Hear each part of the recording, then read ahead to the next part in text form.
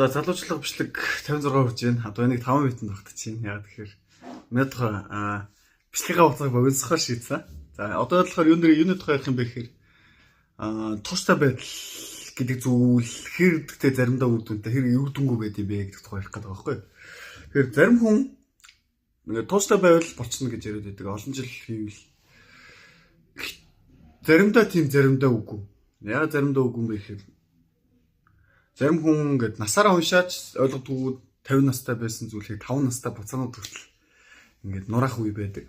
Энэ онцгой тохиолдол хизээ хэн дээр байсан бэ гэхээр Израилийн түүхэнд бол харин Христ байсан. 5 наснда бүр ингээд тэр сүм дотор суугаад багш нарт нь бүр ингээд номлол ярьдаг. Баг тийм хэмжээний мундаг төрмөл авьяастай байсан.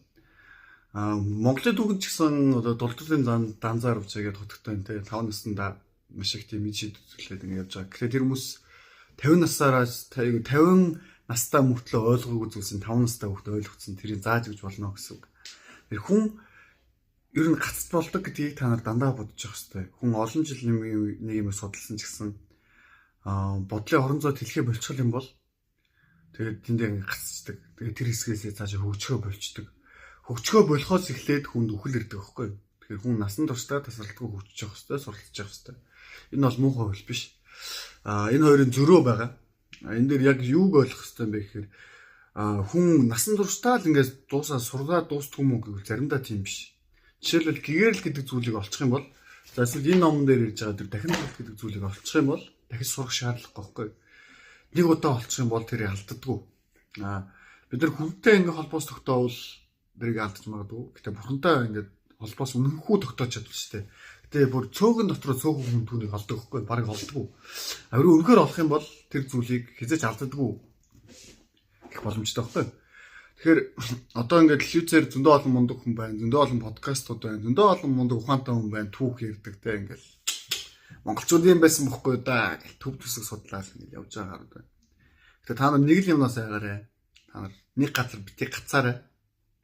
Дээрээс нь Монгол үнэтэй сайхан түүхүүд байгаа юу байгаа. Одоо тэ өндөр гэгэн ч юм уу тэр хүн тухайн үедээ яг тэ тод үсэг ч юм уу янз бүрийн үсэг зохиосон. За эсвэл тухайн үедээ баймгүй тийм өндөр түвшний тэ ингээд металл хайлуулах болон металлыг боловсруулах тэгээд уран хэлбэрээр дүрслэх тэ бурханлаг дүр төрхийг бүтээх ингээд тэ эсвэл ингээд янз бүрийн алтаар үзүүлж тасан бүтээлүүд нь байдаг шүү дээ. Алт олон хүрл янз бүрийн зүйлсээр эсвэл шавнырын бүтээлүүд ч юм уу.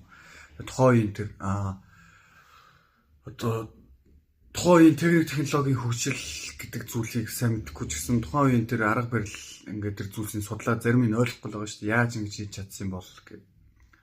Тэгэхээр тухайн үедээ бас тодорхой хэмжээний оюун ухааны өндөр оршихуй эсвэл энерги судлалын өндөр оршихуй мэдлэгүүд байсан гэсэн үг. Тэгтээ баагаар устж одсон хүнээрээ дамжуулаад гэсэн үг. Тулааны урлагийн тэр соёлууд гэсэн заримдаа тэгдэг.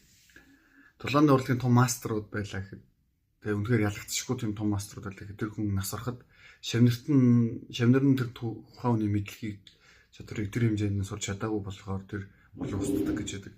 Монгол ч гэсэн одоо Монгол бандцоо ойлгоод ламрын бас нэг тийм тулааны урлаг гэдэг чинь устдсан одоо буцаа сэргээж байгаа. Гихмитчлэн тэгээ тухайн соёлоосоо цаг үеэсээ дамжуулаад устддаг тийм соёлууд байна. Гэтэ яагаад устдсан бэ гэхээр амьдралаас хол дээрээс нь хит их энгийн гэдэг төвшнөөс хит их тасрахаар тийм зүйл болдог. Энэ бол угаасаа аль ч нийгэмд байдаг үзэгдэл байхгүй. Гэтэ бид нар ер нь тийм алтлаг судлуудаар мэдээж олох хэрэгтэй. Би одоо хийж байгаа зүйлс бол ерөөсөө Монголыг доош нь хийгээд байгаа ч юм уу тийм үзэгдлүүд биш. Харин Монголд байгаа зүйлийг та нар хит их худлаа хоосон магтаад давуу тал болон сул талыг ойлгохгүйгээр тэгээ дээрээс нь тухайн цаг үеийн тэр соёлоодын харин яг бүр төгс соёл иргэншлийг хэрвээ тэр үедээ 16 дугаар ч юм бүтээсэн байсан бол нурахгүй байхгүй юу? Эсвэл тэр буддын шинж гэсэн төгс байсан бол зарим хэсгийн тэр юмнууд нь нурахгүй. Тэр төгс биш байсан учраас өөр нэг соёл идэгдээ тэр идэгдэх үедээ социализмын юмөр ч юм уу янз бүрийн тэр нийгмийн давлгаанууд устж шалгуулсан гэсэнтэй төстэй байхгүй юу? Тэгээд сенситивыг яг дараа нь тайлбарлаад өгье. Тэгээд сэн бичлэгээ тусгая. Тэгээд айлуулах поинтуудаа үнтгэс хэлээд тэгээд бичлэгээ дуусгах гэсэн тийм шийдэл төрсэн байгаа баяртай.